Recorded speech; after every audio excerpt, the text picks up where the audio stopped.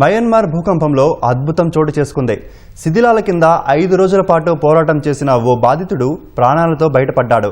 Hotel భవనం కింది అంతస్తులో చిక్కుకుపోయిన బాధితుడిని సహాయక బృందాలు స్ట్రెచర్ ద్వారా కాపాడాయి. శిథిలాల తొలగింపు పనులు కొనసాగుతున్నాయి. మరోవైపు మయన్మార్ భూకంపంలో చనిపోయిన వారి సంఖ్య 3000 దాటింది. వందలాది మంది గాయపడ్డారు. భారీ భూకంపాలతో విధ్వంసమైన మయన్మార్లో అద్భుతం జరిగింది. 5 రోజుల పాటు శిథిలాల కింద చిక్కుకున్న ఓ వ్యక్తి ప్రాణాలతో బయటపడ్డాడు.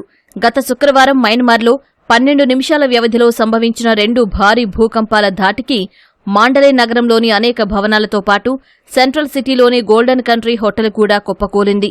ఈ హోటల్ దిగువ అంతస్తు శిథిలాల కింద చిక్కుకుపోయిన ఓ వ్యక్తిని 125 గంటల తర్వాత బుధవారం సాయంత్రం 5:30 గంటలకు సహాయక బృందాలు బయటికి తీశాయి. ఆ సమయంలో బాధితుడు స్పృహలోనే ఉన్నట్లు అధికారులు తెలిపారు. కట్టర్లతో హోటల్ పైకప్పునకు రంధ్రం చేసి దిగువ అంతస్తులో చిక్కుకున్న బాధితుడిని బయటకు తీశారు. అనంతరం సహాయక బృందాలు అతడికి నీళ్లు తాగించారు. స్ట్రెచ్చర్పై బాధితుడిని బయటకు తెచ్చి అంబులెన్స్లో ఆసుపత్రికి తరలించారు. అతడి ఆరోగ్యం నిలకడగా ఉన్నట్లు వైద్యులు తెలిపారు.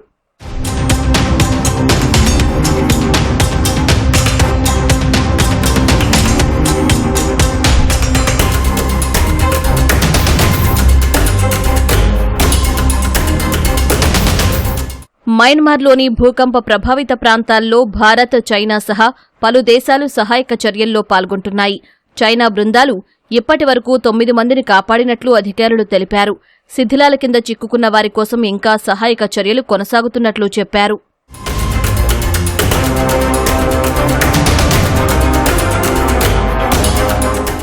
మరోవైపు వారం క్రితం మయన్మార్లో సంభవించిన 2 భారీ భూకంపాల్లో చనిపోయిన వారి సంఖ్య 3000 దాటింది.